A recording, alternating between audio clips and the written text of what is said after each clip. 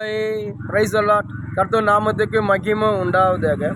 இன்றைய வேத வசனம் மத்தேயு சுவிசேஷம் 25 அதிகாரம் 15 வசனம் நமக்கு இப்படியாக சொல்லப்படுது. அவனுடைய திறமை தக்கதாக ஒரு இடத்தில் 5 தாளந்தும், ஒரு இடத்தில் 2 தாளந்தும், ஒரு இடத்தில் 1 தாளந்துமாக கொடுத்து உடனே பிரயாணப்பட்டு போனார். ஒரு எஜமான் இருக்கிறார். அந்த எஜமான் வந்து வெளிதேசம் பிரயாணப்பட்டு போறார். அவர் வெளிதேசத்து பிரயாணப்பட்டு போது அவர்கிட்ட வேலை செய்கிற அந்த வேலைக்காரர்களை கூப்பிட்டு அவனோட திறமை தக்கதாக அந்த எஜமான் வந்து ஒருத்தனுக்கு 5 தாளந்து, ஒருத்தருக்கு 2 தாளந்து, ஒருத்தருக்கு 1 தாளந்து கொடுத்து அந்த எஜமான் சொல்றாரு, இதை வந்து இன்ட்ரெஸ்ட் பண்ணி நீங்கள் பள்ளிக்கு பெருக பண்ணி வைங்கப்பான்னு சொல்லி அந்த எஜமான் வந்து வெளிதேசத்துக்கு பிரயாணப்பட்டு போறாரு. வெளிதேசம் பிரயாணப்பட வெகு காலம் சென்ற பிறகு அந்த எஜமான் திருப்பி வந்து அந்த வேலைக்காரரை போய் கணக்கு கேட்குறது. அந்த கொடுத்த தாளந்துக்கு அந்த எஜமான் வந்து கணக்கு கேட்கும்போது 5 தாளந்து வாங்கணும் சொல்கிறான். எஜமான் நீங்கள் 5 தாளந்து கொடுத்தீங்க, அதை நான் இன்ட்ரெஸ்ட் பண்ணி அதை 10 ஆக்கிட சொல்கிறேன். அந்த எஜமான் சொல்கிறது, நல்லது, உண்மையான உத்தமான ஊழியக்காரனை, நீ கொஞ்சத்தில் உண்மையாக அந்த உன்னை அநேக பெரிய அதிகாரியை வைப்பேன்னு சொல்லி அந்த 5 தாளந்து வாங்கின அந்த எஜமான் புகழ். அதே போல் 2 தாளந்து வாங்கும்போது அந்த எஜமான் கேட்கும்போது அந்த 2 தாளந்து வாங்க சொல்கிறான்.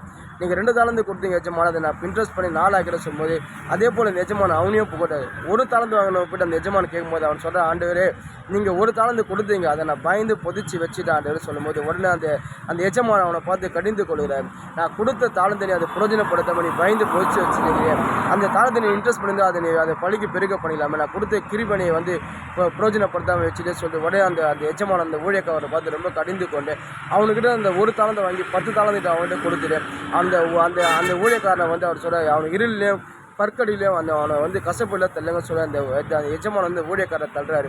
இன்றைக்கி நம்மளோட வாழ்க்கையிலும் சரி, கர்த்தருடைய பிள்ளையாக இருக்கும்போது ஏசப்பா நமக்கு ஒவ்வொரு பேருக்கும் ஒரு தாளந்தை கொடுத்துருக்காரு.